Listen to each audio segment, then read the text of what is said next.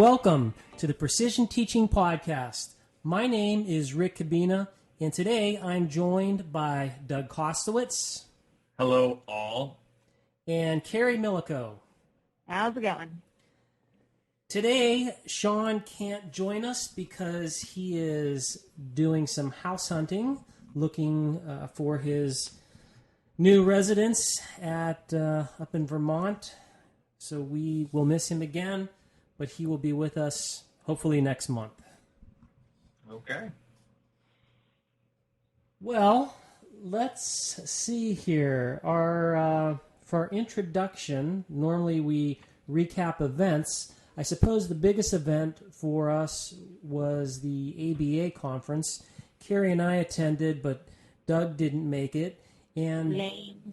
yeah, in May, the ABAI conference stands for Applied Behavior Analysis International, and a number of precision teachers will show up there because there's a relationship between behavior analysis and precision teaching, and of course, PTers have had a long presence at ABAI, and I was pleased with the chart share, and there were some very nice presentations that I also saw there.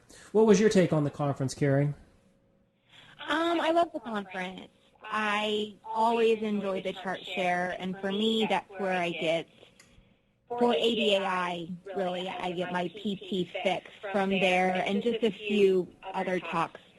I try to see some talks that are outside of my area of expertise when I go to ABAI.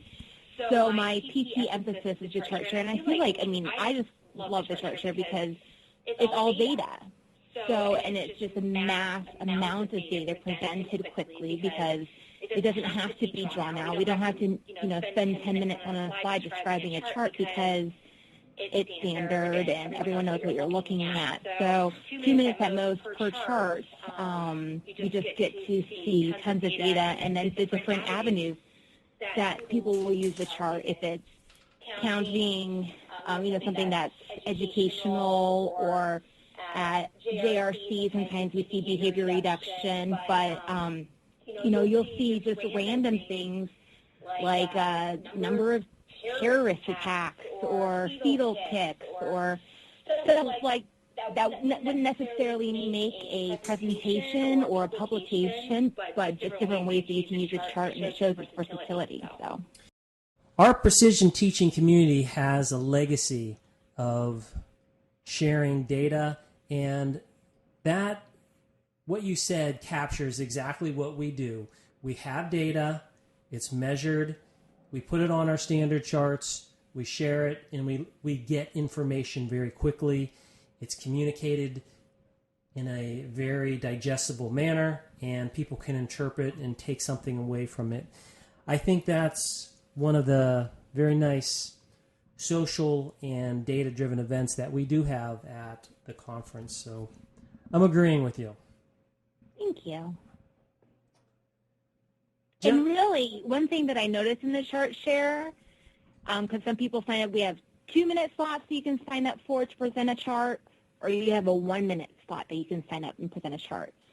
And if you have multiple charts, you go to 2 minutes. And I think Abigail and somebody else, Jill from JRC presented many charts in that 2 minutes. It was really cool. But if you have one chart and you exceed that 2-minute mark, actually 2 minutes is a really long time to talk about one chart. And if you get beat, the timer goes off after that 2 minutes, and you still haven't finished your story about that chart, a lot of times it does indicate that you were rambling. So I just thought it was really cool how 2 minutes is definitely an ample amount of time to talk about the data of the chart. Mm-hmm.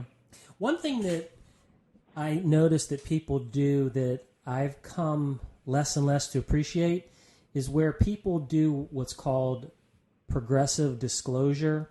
So they'll cover half the chart and they'll start talking about it, and then they'll let some more out. And it's like they're doing this reveal at the very end. And that bothers me because I don't want to be like, oh, and this happened, and then this happened, and here it is. It's like, show your data from the very beginning so that everyone can appreciate the whole thing. Your story can be compelling, but you don't need to progressively reveal it, because then you're left with a little bit of the data and a little more. I mean, we're adults. We should be able to see the whole thing. So those people out there that do progressive display know that Rick does not approve. Oh, wow. Okay. Okay. There, I said my piece. I don't know if they hang penny packer thing. I think he did progressive displays, and one of his former students did it at the chart share. But you do have to have some sort of slickness to do it, because it can get really fumbly. Mm-hmm. But I do like to look at all of the data as well, because it's the first thing that I look at, and then after I see the data, then I listen. Yeah, and I think that's the way it should be. I have not too much to say about the conference, but as a, I guess, collateral, I don't want to say collateral damage, but I have been receiving a lot of submissions to the journal. What? Woo-hoo! Since ABAI, I don't know what's going on, but it's exciting that we're there's some real momentum started here, and I've already been contacted. I think I've had 4 or 5 people already contact me explaining that they're moving on it. Oh, my goodness. Rick and I were pushing pretty hard about submissions to the journal. And there is a thread on the listserv with, I think maybe since we've talked last, that, again, push for submissions to the journal. So I'm so thrilled that people are responding, because this isn't the first time Rick, definitely, or myself have talked about submit. And to know that people are actually behaving with respect to their verbal behavior around submitting, I'm thrilled. Mm-hmm. And let me say to our audience that the Journal of Precision Teaching is growing, and you can access it for free if you go to celebration.org. Where other journals are retreating into the world of pay, we are delivering a free service because we want the world to embrace the precision teaching and standard celebration technology. And I think that's a very positive way for the society to go. Mm-hmm, definitely. Well, let's move on to an email question. We have an email question, and it is this. I work in an elementary school, and my principal is interested in precision teaching. Aside from the podcast and webpage, where do people find more information? Also, how do people receive training to implement precision teaching in schools? And that comes from Shelley in Philadelphia, which I'm very pleased to get this question from Shelley in Philadelphia, because cities like Philadelphia, Pittsburgh, Boston, anywhere there's a big city, certainly you find a lot of schools, and precision teaching could very well help all of those schools. So I'm happy that someone from Philadelphia is listening to us and is asking this question. Very cool. So I have a few ideas. Carrie and Doug, why don't I let you start off with this? Sure. First off, I just want to address the first sentence in that question, that her principal is interested in PT, which I think is super awesome. And to get an administrator who is interested in something that's completely outside of the box, that's where we like to make a huge influence, because sometimes the teachers, even though they want to implement it, their hands are tied. So if an administrator is interested in implementing precision teaching, then that's a giant step. So bravo to your principal. He or she seems to be very smart. Second, I'm always have to refer to celebration.org, which is the Standard Celebration Society's website. Although it is not structured as an education website to inform tons of people, There are some, that's where the journal can be found. It's where you can become a member and have access to this community, which allows us to grow and foster this science. And also there are sections about learning about kind of the history of precision teaching, how the chart was created, stuff like that. And also members have access to a quarterly newsletter that we send out, which we also try to make educational. But aside from there, I have to shout out to Regina's Precision Teaching Wiki Hub. She has put in so many hours to trying to create one source for tons of precision teaching info about how to chart, different type of electronic charting techniques, past information about past conferences. I mean, just anything that you can think of, different locations on where or who's providing PT services, schools that are training for PT, all of that stuff, PT books as well. All that stuff can be found on her site. I'm not sure the specific address, but just Google Precision Teaching Wiki Hub, and it should be one of the first things that pop I'll place up. that on the show notes so people can just download it there. Perfect. I'm glad you mentioned Regina's site, because it is, as far as I know, it's probably the most comprehensive piece of information we have on just collecting all types of different information. It's really just a fabulous resource. Definitely. And that was a labor of love for her. So, she's just on her own accord developed that. So I think that that's just amazing. Mm-hmm.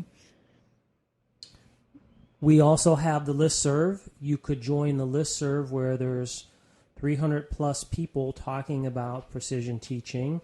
That's old. I suppose that's kind of old-fashioned technology, but it still works. Yeah, like what we were talking about last time is that, it seems as if conversations that took place via the listserv are now taking place more on Facebook, which we have multiple places on Facebook. We have the Standard Acceleration Society has a page. There is, oh man, I wish I knew the names of these. Carl Binder's chart share page, which I will get the name of here when I look in my group section. There's the SCC chart share, which I think that one was developed by a student at FIT, Ryan O'Donnell. The Fluency channel, which is Carl Binder's data sharing page. And I think that's the 3 PT friendly pages on Facebook. Yeah. So we have a number of places where you can go to get more information. Of course, we have the journal, which Doug is the current editor of. And as he mentioned, he just received a number of submissions. And there's always good information there. So between, and of course, even with outside our journal, if you just went to an academic search engine, or even you went to Google Scholar and you type in precision teaching, you'll find lots of information about precision teaching. So there's books out there. Kent Johnson has written a recent book. There are, and of course, there's the conference. It's a great place. We have a conference, the Precision Teaching Conference will be this February in Carrie's backyard. Everybody should attend in December.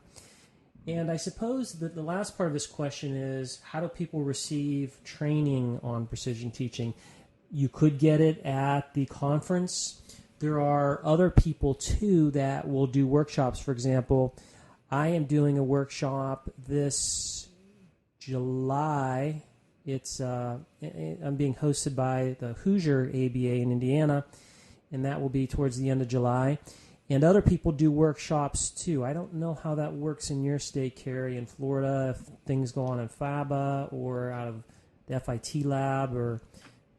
Yeah, FABA, I don't think there's any PT workshops, but I do know that the girls from Precision Teaching Learning Center who are in the master's program at USF are putting together a symposium at FABA. So that should be a really good one. Some clinical data as well as empirical data will be shown at that symposium, and everything's on the chart. So great question. You can find information. You can email any one of us, Doug, myself, Carrie. We could follow up with things. And very glad to see your principal's interested. And thank you for the question. Good luck. Yeah, that's it's a good process to begin. Definitely. So let's move on to education news. And unfortunately, our news today is more cheating in schools. We talked last month about the horrendous scandal in Atlanta. And sure enough, there are a number of school districts, major school districts, that there are allegations of criminal activity. And in a number of places, criminal activity has been discovered and people have been prosecuted and people are in jail and children have been denied educations. And it's just a very sad state of affairs that this is all coming to light. Well, this is obviously, I got it pretty hot under the collar last time, and I'm gonna be upset again. It's not just these teachers who are responsible. Invariably, it's that, but there's also that culture around that. They don't know any better. They're not given the technologies to improve scores, like with precision teaching. They're not given those technologies, so then whose fault is that? It moves right up the line. And so we could get off of the cheating and talk about what's being taught through secondary in higher ed. What are they taught? So it's a culture of education, and I've always had this, the pendulum, it swings back and forth. We got to always change things, and we brought out Project Follow Through. That data hasn't changed anytime we've done effective education via explicit instruction. We've seen great outcomes, but how do we get at education training to then filter that to the pre-service teachers so that when they are in these schools, they're providing more effective educational opportunities so they don't feel the pressure to just pass? I mean, that would be the ideal. We give kids everything they need, and then we just test how they're doing. Rather than, and the argument is, we're just teaching to the test, and we figure out what to do. And if they get it wrong, well then, we better hurry up and cheat. And then that helps nobody. Right. I mean, schools in Florida, they do 2 weeks of like test taking work. They like pretty much, I wouldn't say close the school, but all of their classes are directed at just getting ready to train for the FCAT. And that's the Florida Comprehensive FC. Aptitude? Achievement. Achievement. It's not even achievement. I think it's just assessment test, because I'm like, why is it assessment and test? Because that's kind of redundant. But I really think that good old Florida is that bright to have both assessment and test in the name of this one test. But anyways, they will just focus on that one test for 2 weeks about test taking and strategies and, just massive cramming, and students are loaded down with homework, and it's ridiculous. And so much stress is placed on it, whereas opposed to it's like, okay, if we just, equip these students with the tool skills and the basic know-how of these subject areas, we wouldn't have to worry about test-taking strategies and tips and all that other kind of mumbo-jumbo just to get them through this 1 week of tests. It's two things. I'm gonna say that I'm not actually against giving them some strategies. That's different than we just spend all our time only covering this finite group of information so that they can perform well on a certain exam that's supposed to broadly test their knowledge. But giving them some idea of what this test looks like, not that specific one. Yeah. But I can see giving them some understanding of that kind of that output. Yeah. How do I take my knowledge and put it on that? So, okay.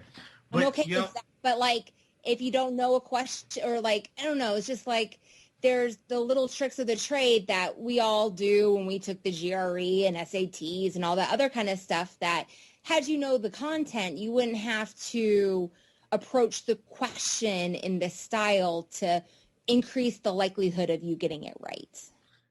Again, you're right. It's the difference between knowing something and getting something on a test. But now the bigger issue, and I'm going to speak for Rick, but I'm sure Rick will end up speaking for himself in this too. This argument doesn't start here at these elementary schools and high schools where they're caught cheating because the students probably don't know these things and there's such high stakes assessment. The arguments that we have, both Rick and I are in special education, and we interact daily with effective educational techniques. Mm-hmm. And we have these same arguments with our colleagues that why they perpetuate certain other techniques. And they're not in special education. They're in the area of education that trains the most. And this is high. So what I'm running into now, we have dual certification in Pennsylvania. So these students come through special education and general education, and it's amazing when they're in our classes, in the special education focused classes, they really get turned upside down by all their previous general education information. And it's just a mismatch. And that bridge, I don't know if it will ever be, that's the bridge that probably needs to be that would have the most effect on and filter down through all the teacher training and everything. But I won't go into too much, but that argument occurs at these levels where the fact we make all these teachers and they don't necessarily know what to do. They're doing the best they can. They're under tremendous stress. Yeah. They don't know. They're somewhat handcuffed by their lack of knowledge. Listen, so going with that first question of how do you get training in PT, you can do anything you want with PT. You can do any curriculum you want, but you can supplement it with all these frequency building exercises on element skills that build to those compound behaviors, and then you can interact as you go along. Well, here's the thing. So you're talking about the teachers, and you're saying, well, it's not. And if you read these stories, what it is it's the administrators. I mean, they're colluding with teachers, but it's not like a teacher's like, oh, I mean, here, there is enormous pressure to raise test scores. And who feels that most? Not the teachers per se, the administrators. For example, if you read the first, in this article, they talk about 5 places where cheating is gone rampant. And they talk about Texas. And in Texas, for example, I was listening to NPR not too long ago, and there's a superintendent for El Paso. I mean, this was a huge problem. His name was Lorenzo Garcia. He's from El Paso. I think I just said that. He's in federal prison right now. He's in federal prison because he's convicted of fraud in reporting bogus test scores. And I remember listening to that story, and when this started happening, this guy got incentives. I think he got $50,000 in incentives. Plus, he's being asked all across the state to give symposia, presentations, so there's all this prestige. So the cheating gave him money. It gave him all of this extra benefit. Yep. And if you look at these stories, it's the administrators that we have to look at here. Yeah. It's also a knowledge gap. It's systemic. But you're right. The administrators are, you know, it's frustrating. But are the administrators not themselves a product of their culture and environment? As behavior analysts, we need to look at all of the, the controlling variables in the situation, and we don't blame the rat. But you can look at the rat as, the teachers, and it's also the administrators. So, I mean, it's the entire culture that has been created around education, and it being one of the most, hotly talked about political agendas, but yet no one knows the correct answer, and everyone's trying to come up with the new system that's going to solve everything, and it never does. But again, it's, if you're waving all of these reinforcers in front of the administrator's face, there is a breaking point. It's not just the reinforcers, though. It's also the punishers. Yes, exactly. Yeah. And so, all of the punishers that they're avoiding, and in the climate today with our economy and stuff, some of those things, it's, can I send my child to college, or, maybe do this little cheating thing, which somehow they've justified to themselves, or, maybe I'm able to keep my family together. We don't know the conditions.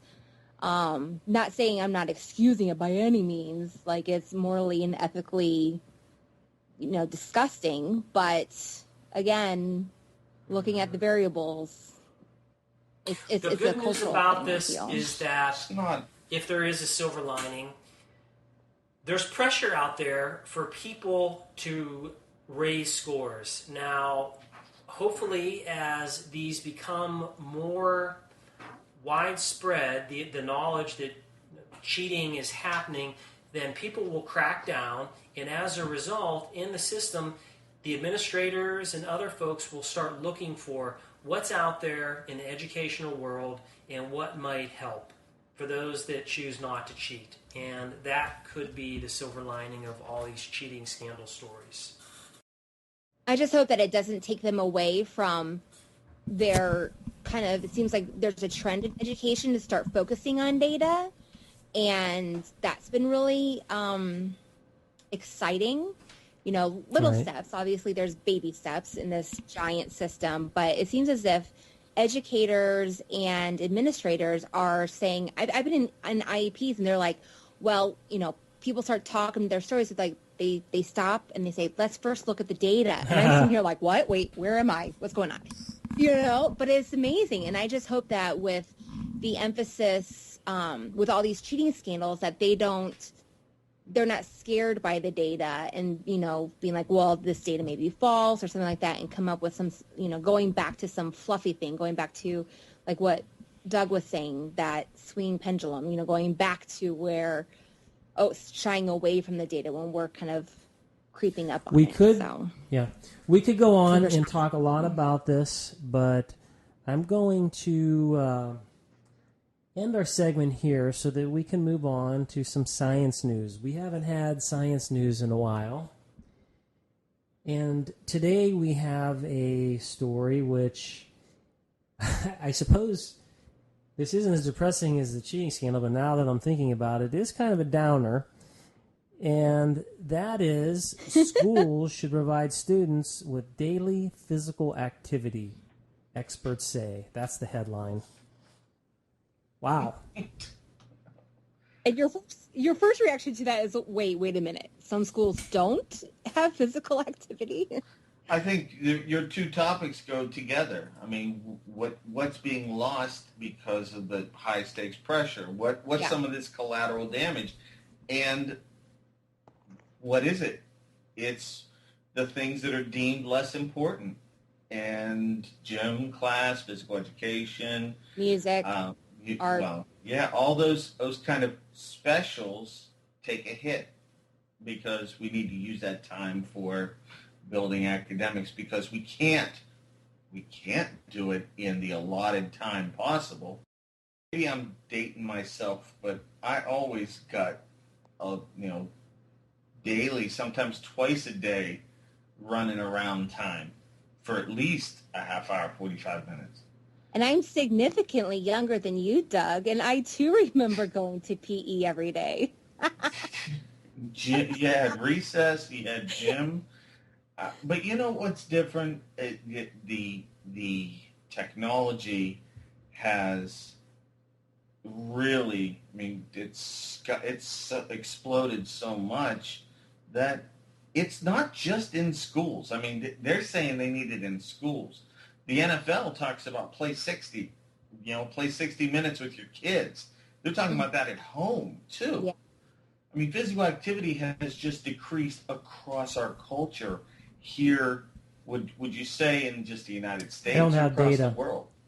so I don't know.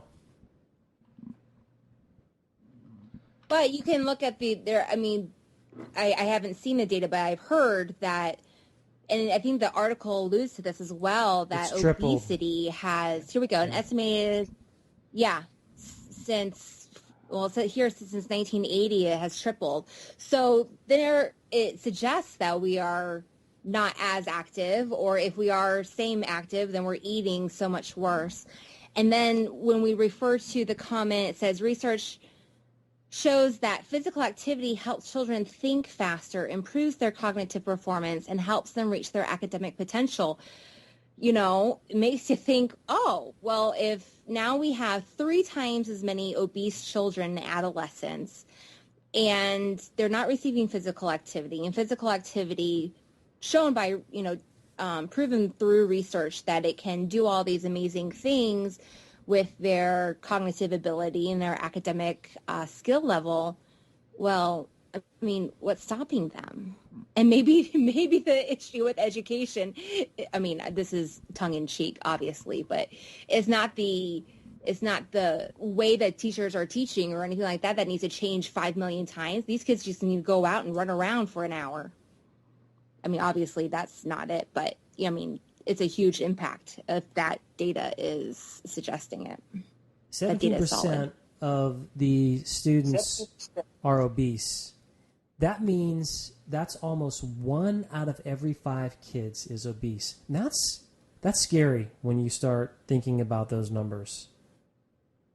In school, yeah, and that really happens at infant, like toddler age. I feel it starts young. We're talking to a PT audience, but we're behavior analysts on here, and you gain that early history of reinforcement. Yep. And you gain those early eating habits. You gain those early physical. That's not to say you're categorized for the rest of your life and you can never break out, but it's just so much harder to change your daily routine, what you've become accustomed to. And if they're becoming accustomed that early in life, that's doing a disservice. So I would like to see more activity. And they make mention of different breaks in the article, of taking breaks during the day. Those kind of things would be great. It is troubling. I read, and I don't have the source of this, but in one of my mommy emails that I get on a daily or weekly basis, one of them suggested having children sit on a exercise ball, using that as a chair when they're doing homework or typing on the computer. Now, granted, that's for children a lot older than mine, but that in of itself is said research has shown that it improves attention and focus. But you're not running around, but you're exercising some core muscles there to help you keep your balance and stability on that ball while you are engaging in other tasks. So even though it's not a break or anything, just a little change in maybe, what the kids are sitting on, or just little things that they're doing in the classroom could make an impact. Again, you hope with these studies coming out that people pay attention, because there are serious ramifications to it.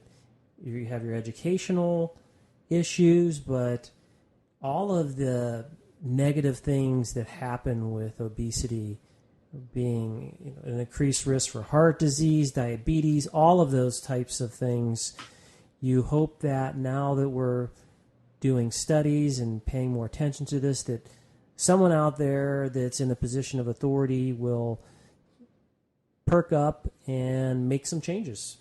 Let's move on to our interview. Today, we are interviewing just a superstar when it comes to special education, and that is Norris Haring. For those of you who don't know Norris Haring, he is one of the just great people who helped found special education.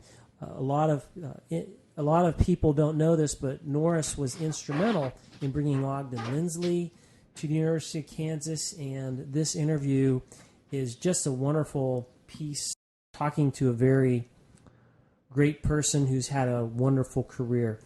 So without me gushing more, let's move on to the interview.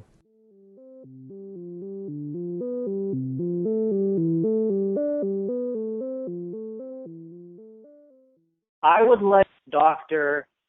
Norris Haring to the Precision Teaching Podcast. Norris, welcome. Thank you. Welcome. Thank you. Dr. Haring is a retired professor from the University of Washington. He taught in special education. And I would like to start off by saying what a huge fan I am of you. When I look back at your career in special education, and even beyond that, your service to the country, you really are just an American patriot and just a wonderful contributor to this field. Get out of the way and say that up front. Well, thank you. That's very rewarding. Could you tell us in the audience about how did you get into education? Well, I think you might say through the back door. I started being interested in education by the fact that I had two uncles that were in education, an aunt that was a teacher, another administrator. Her husband, my uncle, was a chief administrator in Grant, Nebraska. And any conversation around the kitchen table usually would end up be talking about how best to teach children. So ultimately, I just kind of went in that direction. I was interrupted with my schooling at the higher education level at Nebraska State Teachers College in Kearney. By realizing I've got to see what I can do to get more familiar with the world outside and manipulate and the whole area of certain tasks, recognizing the high accelerated rate of need for aircraft. I got into the aircraft industry, and I worked for about 9 months in the final assembly for the B-25, the Mitchell bomber. And this got me directly into at that time, the Air Corps in a replacement depot and repair depot at Tinker Field in Oklahoma. After 3 years in France and Germany, I came back to the Kearney State College, and I had most of, first of all, I spent a period of time, almost a year, at the University of Pittsburgh in electrical engineering courses, at which time I took most of the what you might call fundamental science courses, which would be basically chemistry, physics, and so I had those courses sort of, and arithmetic, of course, higher level math, had those courses out of the way. So as I returned to the College of Education, I had a chance to study, and we had a teacher, an extended professor who was a learning psychologist, and at that time, Pullian theory, and I do mean theory, was very popular. When I went down to the University of Nebraska, I found that they were also dealing largely out of that bag. And so I got into that. And finally, one thing leads into another, and I have a bachelor's in education and a master's degree in educational psychology. Fundamentally, the course that I had at the University of Nebraska at the master's level was preparation for school psychologists, at which point we were under different kinds of nomenclature. We weren't called school psychologists. I was hired at the University of Nebraska as a person on a program to increase the retention of high school students. They were dropping out, so about less than 50% of the students at the high school would ever graduate from high school. And so one thing led to another. This caused me to be quite interested in how you can study what happens to the high school and how you can keep that from happening early on in the experience of a high school youngster. So that's what got me going. It got me started. The combination of educational psychology and instruction and instructional designs and so forth got me very, very, very, very curious about how we can increase the holding power of a high school degree. So fundamentally, I think that that's where I got started. Okay. And yeah, let's leave it there for now. So this is very safe to say that you are one of the pioneers in special education, and there is just so much that you've contributed to the field.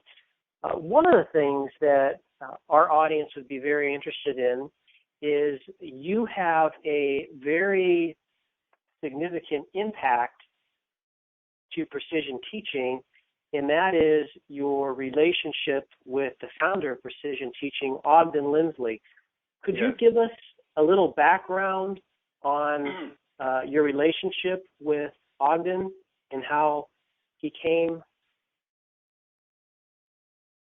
Well, he became a target of me, largely out of an article that he wrote about the whole concept of prosthetics. Why don't we have more prosthetics in the learning industry, as we do in the industry of physical therapy and mobility? And that's an interesting concept. At that time in the article, he said, I would really like to have a chance at teaching in a higher education position, at which point I sort of put that away.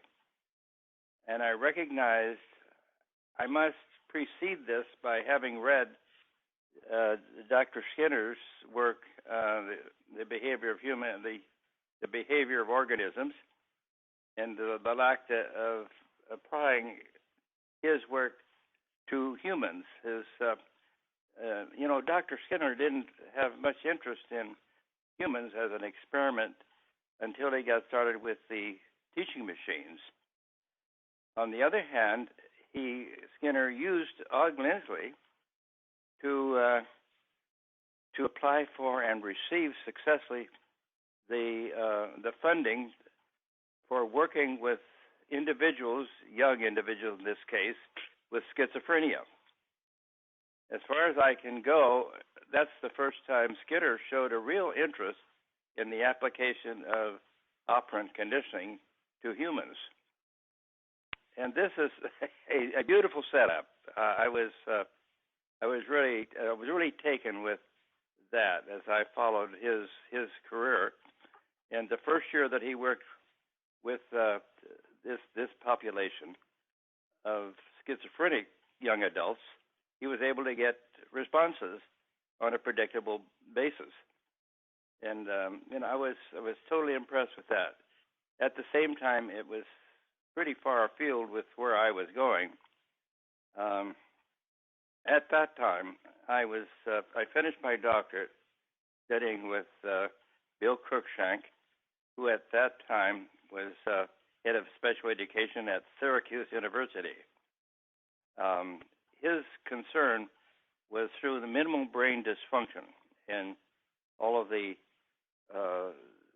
fundamental ways in which we are able to get attention of young students who have distractibility and perceptual problems. And so I basically had 2 years with an intensive course on how to work with kids, which are now known as the ADHD population, which continues to increase at a rapid rate. We won't go into that at this point. But many of the principles there of applying an environment which is conducive to gaining attention span and raising it are some of the principles that I was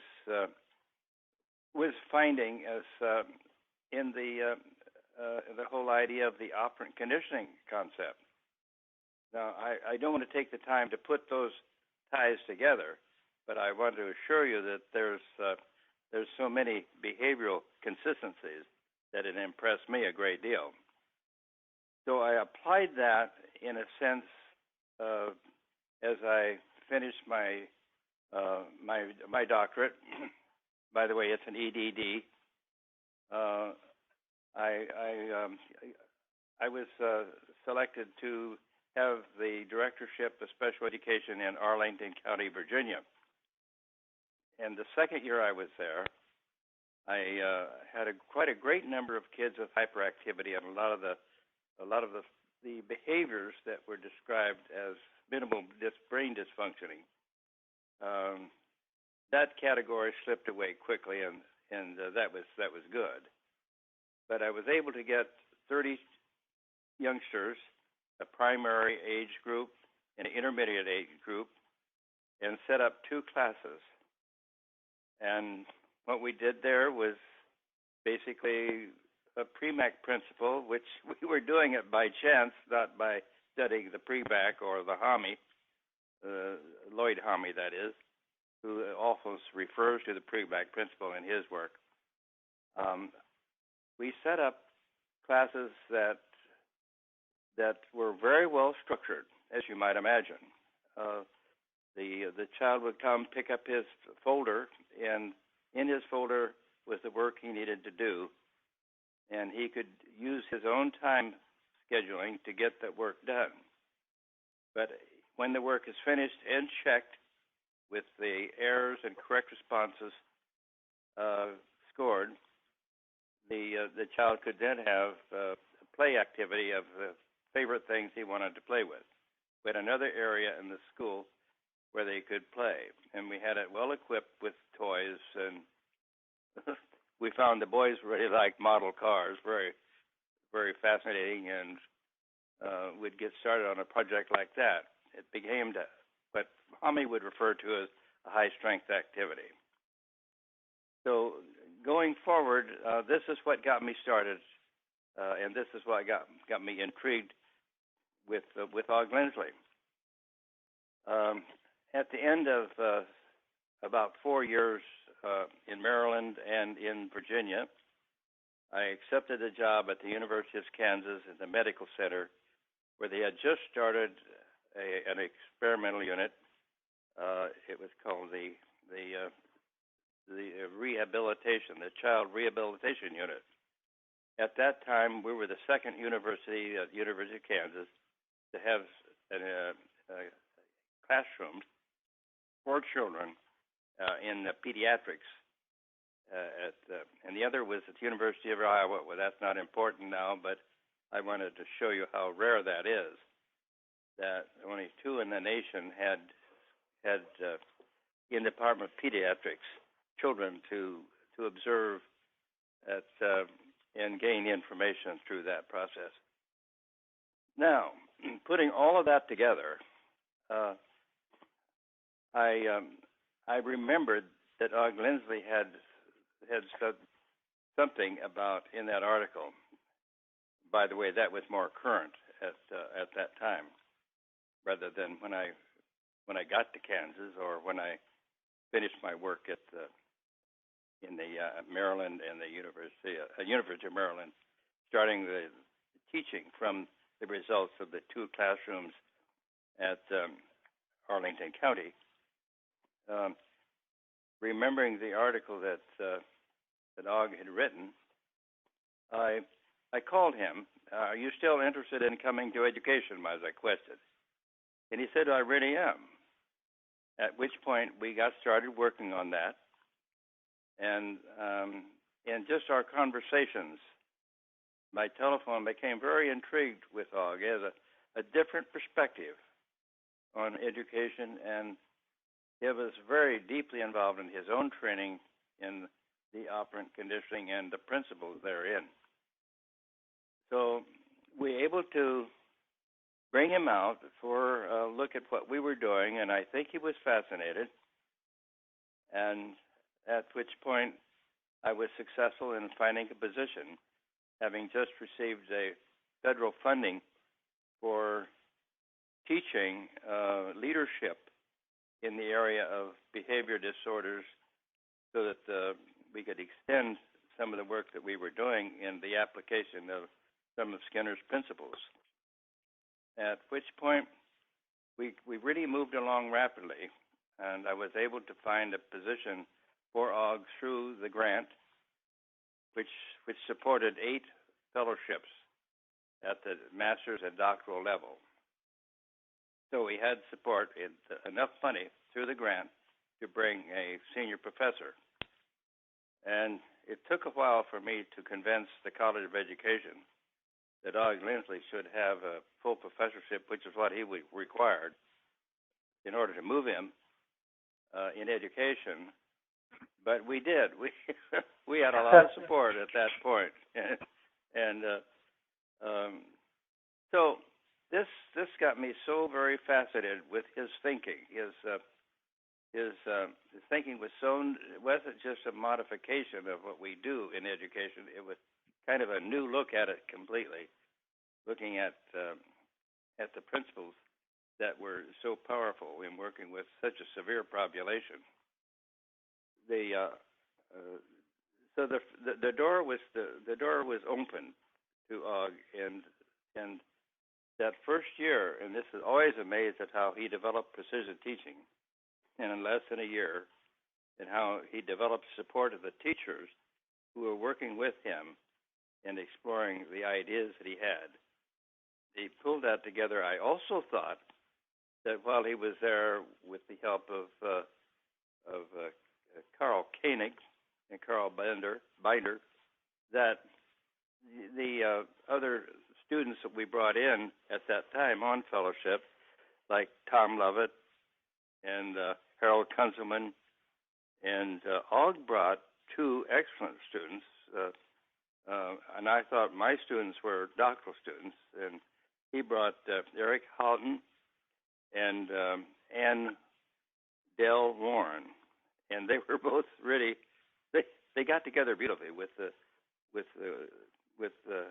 Tom Lovett, and another person that I brought was Dick Withen, Dick was the principal of the school that they had at Miniger Foundation in Topeka, and he was already dealing with structure. So everything we were doing there at the experiment, the unit that we had there, which was now I get mixed up with the experimental education unit, and that will come later. During that year, the first year he all became acquainted with the teachers and with their masters and doctoral students.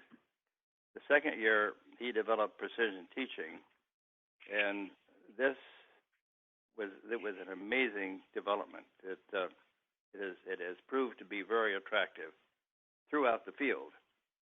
But I gained a high respect for Og, and I recognized a certain genius he really had in understanding application of principles. So I think I may end there, and we can go further from that point in any direction you wish. Okay. So you were at the University of Kansas for a while. Yes. And then after that, is that when you moved to the University of Washington? That's right. I was at the University of Kansas from 1960 through 1965. It was 64 that I brought Og, and the latter part of in fact, Dorothy and I had a New Year's Eve party for the faculty and the students to get them together and get them better acquainted in that setting. And it was a good party, but they all, they were studying, and they left about 2 o'clock. But Og and his first wife showed up about 2 or 2:30 while I was doing the dishes, which was always my job, it seemed. And it was fun having him there for a little while. But we were getting tired.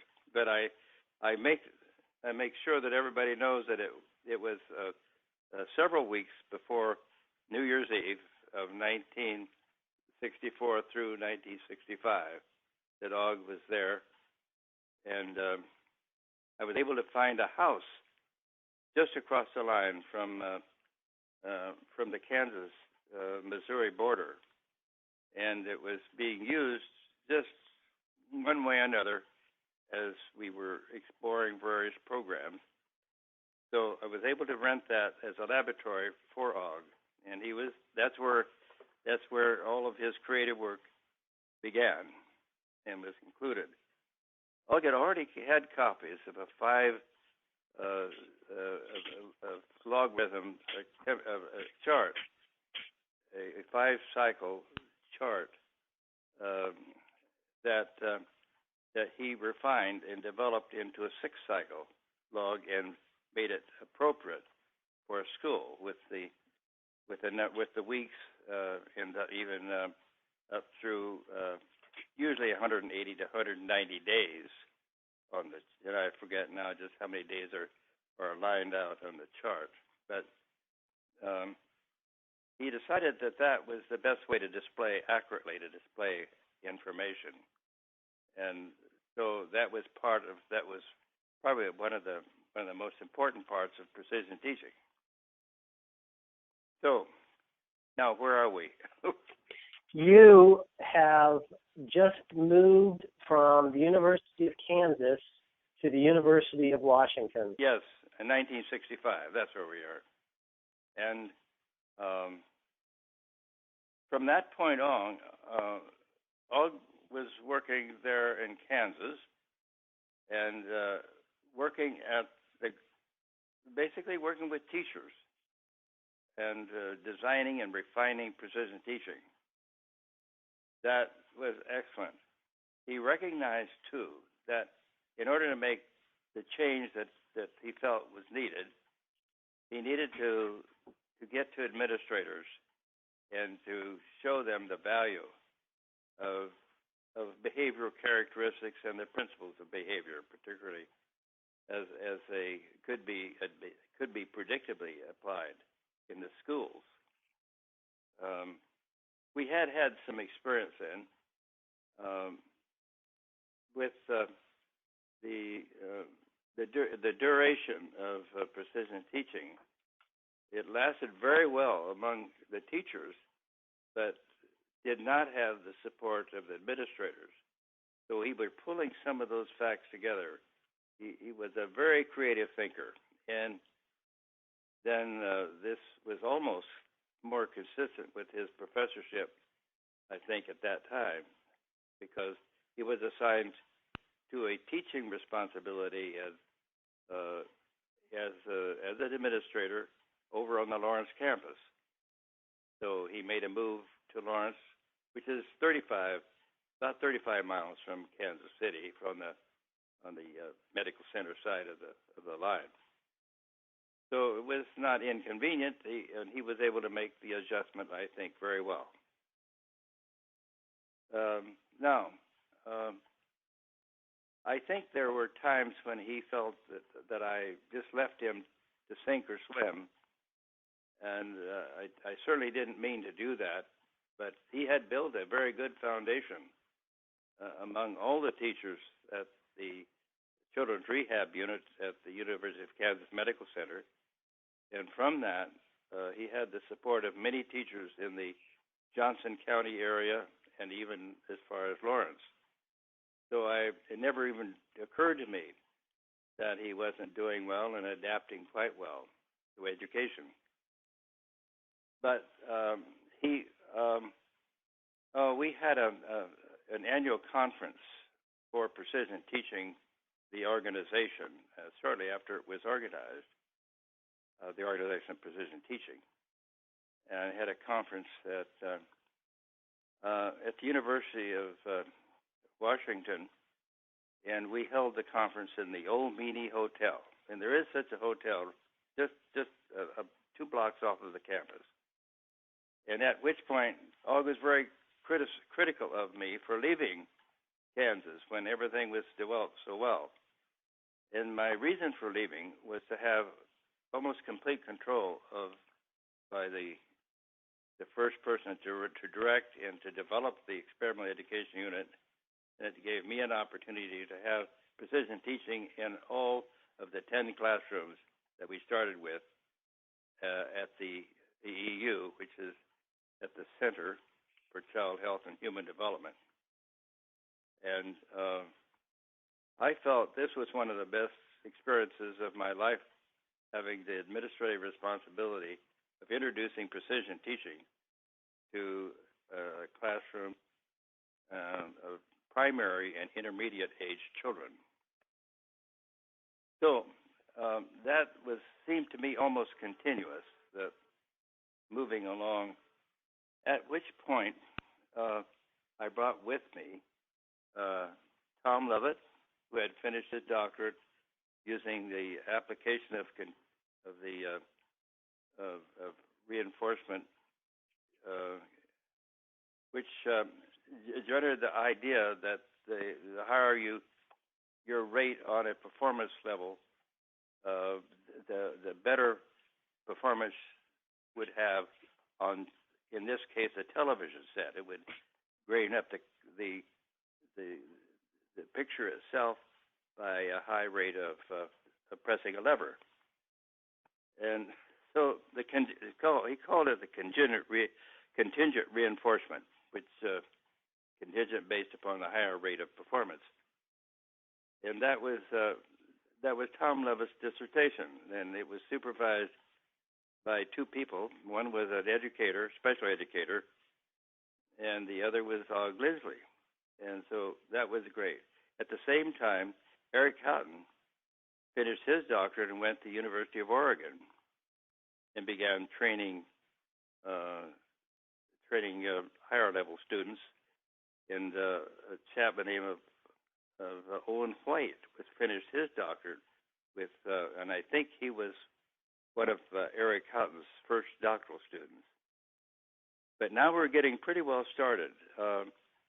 I must say that both Tom Lovett and Harold Kunzelman learned well and were really responsible for training our teachers to utilize precision teaching. And I would say that Harold was, I appointed Harold as the principal. He's a great principal. They didn't take no prisoners principal. But he did understand precision teaching very well. So going from there, I've got to bring in the fact that we began to see that unless the principal got behind precision teaching, it didn't have more than 2 or 3 years duration. In other words, it was difficult for teachers to maintain the rigor of the classroom without the support of the administrator. So this is where a lot of things were going. Og was upset with me for leaving him what he thought was very premature, and what I must admit that I really wanted to have the complete control. In the medical center setting that I was at there, they still wanted a medical director. They wanted a pediatrician as director. And so I made most of the decisions that the 5 years I was there, but I still wasn't really accepted in pediatrics. So the new setting at the University of Washington was much more positive. So in a way, it was selfish for me to make that move, and perhaps prematurely. Really, very nice things were happening all over in the application. But I've been reading notes that Og developed as he taught a course in administration, and what a clever person he was, a very genius in the way he set up the principles to apply at the administrative level. And this is a period of time when it's such a dynamic period of growth for precision teaching, and now it's a matter of continuing to get the whole idea of the endurance available. Yes. And into the schools, into elementary schools particularly. Now, there was a time when you and the people like Tom Lovett, Owen White, where you just had a huge presence of professors and teachers doing special education. And as I understand it, a lot of the Seattle schools were also doing precision teaching. What was it like at that time with so many people doing precision teaching and other effective instructional techniques? Well, I must say that some of the federal government were just the whole idea of this sort of predictable structure and the way in which we could prove the increased probability of the correct behaviors responding from the application of principles was very impressive. And the federal government is beginning to grow with the Kennedy funding, and he really began to emphasize the research aspects. And fortunately, the timing was just perfect. The whole idea of the application of behavior principles in classrooms was really very much behind the scene, but any application that showed the demonstration of behavior principles was almost sure to be funded. So it was a heyday for those of us who had been trying to bring behaviorism into the schools, almost from the point that I had the results of the study in Arlington, Virginia. Began to write about it. Wrote a couple of books along with a partner, Bacon Phillips, who took quite a bit of coursework with B.F. Skinner when B.F. Skinner was at the University of Minnesota, and that really caused me to get a depth of the understanding of operant conditioning. And yet the schools were just simply in fact, my professional organization would probably call the ICEC, the Independent Conference on Exceptional Children.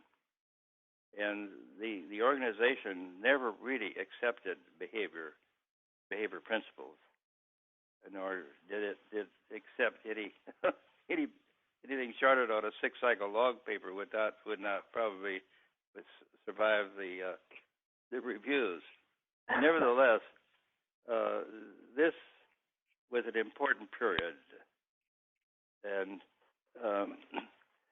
one of the projects I think that moved it a step forward was the University of Kansas Symposium, which was dedicated to the learning environment in the relationship to behavior modification and the implications for special education.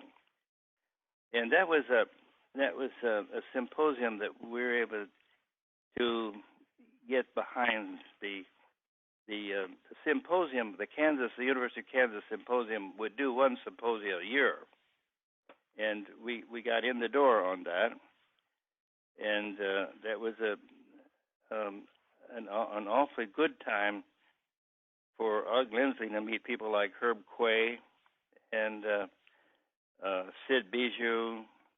These were people that I had invited to come and present research. And Lloyd Homme, and a person who is well known in the application of behavioral principles in the speech. His name is George Shames. And so this symposium did have I think a very positive effect on education. And the Ogg didn't want us to be introduced as presenting a paper, so he responded in a very learned way to Lloyd Homme's paper, and Lloyd was applying his in the whole area of industry. So this was really an exciting time, I must say. It has its fundamentals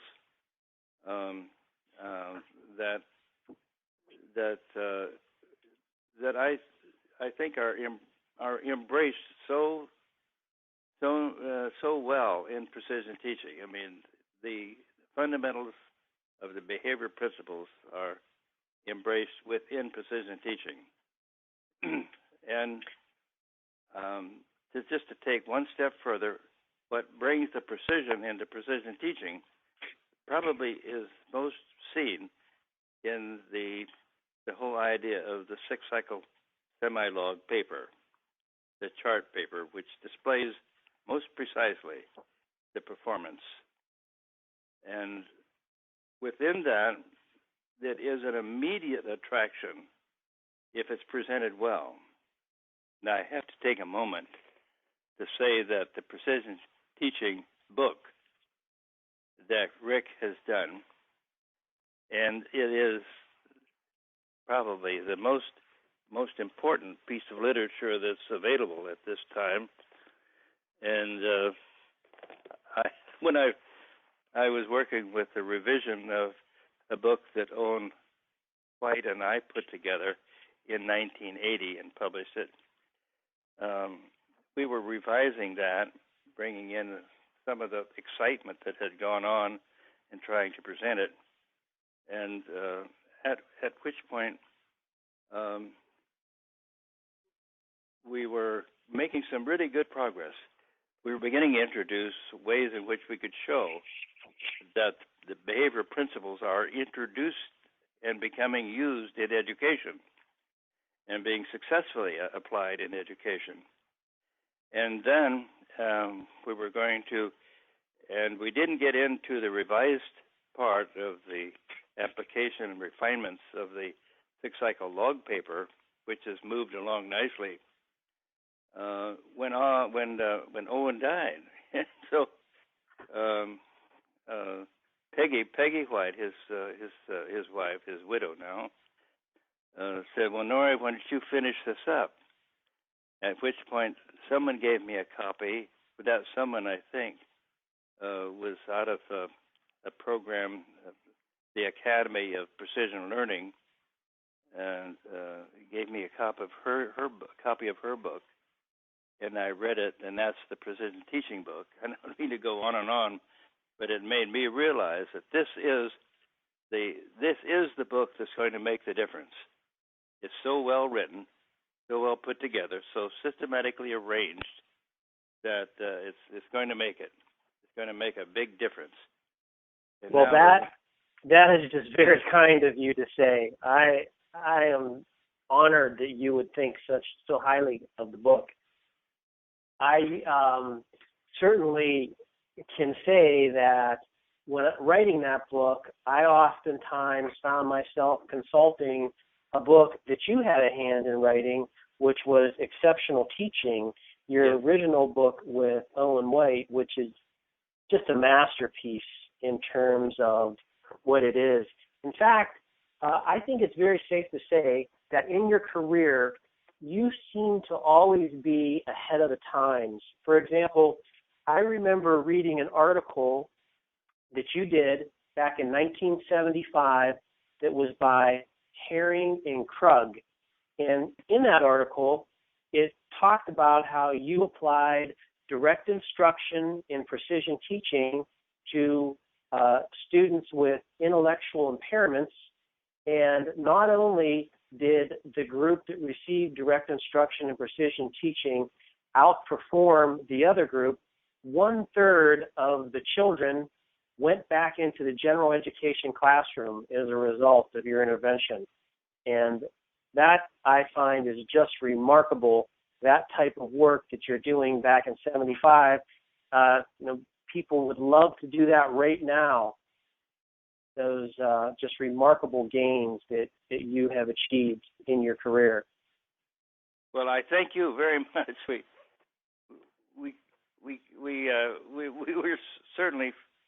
We're certainly on the same page as far as what's important. And this is Dave Krug's doctoral dissertation dealing with a incredibly out of proportion number of African American children in classes for retarded. And you're right. I mean, the application of precision teaching, in this case, recognizing the importance of charting to performance, made a big difference to that population. They began to also compete with each other, and the work that I drew from earlier on was kids with behavior problems, essentially no problem necessarily problems with learning, but behavior problems can get you in a situation where you're not learning really well. And Og Lindsley put two teams of people together, of young boys in this particular case, and found that the whole principle of competition can be a very powerful reinforcer. And I found this to be true also. My first job and I'm jumping around a little bit. My first job, though, out of the master's degree, was teaching children at a boys' training school in Kearney, the state boys' training school. These are young men that were incarcerated for a couple of years for offenses like dropping out of school and not going to school. And also Omaha boys loved to steal cars, and so that would get them sent out there. But I was director of the band. I had a music major, and I was director of the band. And of the band, about 30 members or 35 members, I had a small group of about 10 members that were organized to play dance music. And we would get a lot of different gigs around there, including the officers' wives and the officers' wives and the party that they would have. They would play a dance band. And to get in the dance band was just a very, very high-strength thing. So any musician teaching a band has at least 4 chairs that you work for and advance up to the second chair or the first chair, and that gave me the whole notion of how competitive it is to play better, practice more, and achieve a higher level of fluency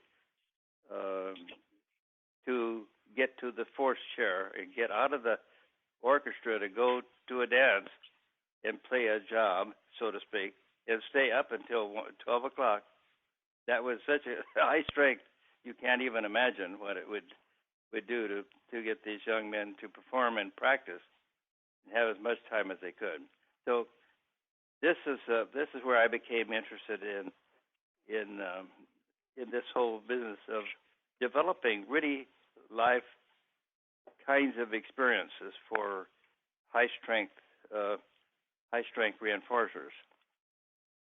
And I didn't mean to get off onto that, but there are ways in which we learn over time what works exceptionally well with the population that we're teaching.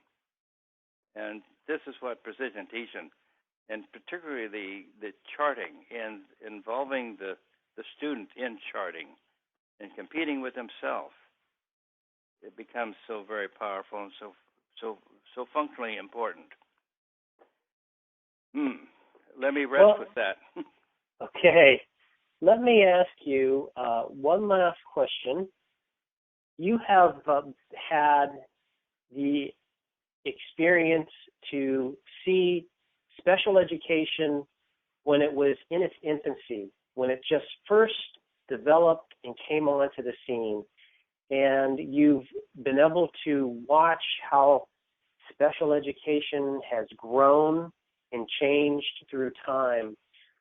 What is your current assessment of, and how do you think special education has changed throughout the years? Well, I think it has grown up throughout our period of education, and in special education particularly. It has matured. Much of what we're doing now has come out of special education. I'm not going to say that it has overwhelmed regular education. That would be a mistake. But the application of special education and behavior modification, applied behavior principles, and precision teaching, almost in that order, probably has had the greatest influence on special education and now on regular education. So I believe those are the markers of great progress. And we've been able to break into education, and we're getting, I think, much more acceptance through special education. And I believe it's had a really major influence in education. And when we talk about full inclusion, generally there's a special educator in that regular classroom working with kids who are having a little bit more difficulty, and hopefully they've had good training in precision teaching. And in many cases, they will be getting that. But the University of Kansas is very much involved in that. The University of Washington, we're getting every master's degree student, and you need a master's now to get a certificate, teaching certificate in most states. And this gives us an opportunity to have teachers back to the university and an opportunity to teach them the best things that are, or those procedures that are working better. So this is going to have an effect, and this is where the precision teaching book is going to be very most useful. Well, let me say that, or let me recall that Dan Rather called your generation the greatest generation, and he talked about how basically your generation was responsible for just doing so much to build America. And when I'd just like to end my interview by saying just how wonderful it is to have the chance to talk with you. You are just, everything you've done in terms of education and beyond has just been remarkable. I would also point out to our audience that the EEU has named the center now after you, which after you and your wife, which goes to show just the profound respect that people have for all of your contributions. So let me thank you effusively for everything you've done, and let me thank you for taking time out of your day to speak with me and my audience. Oh, you're very welcome. It's such a pleasure for me to have the opportunity to spread the word.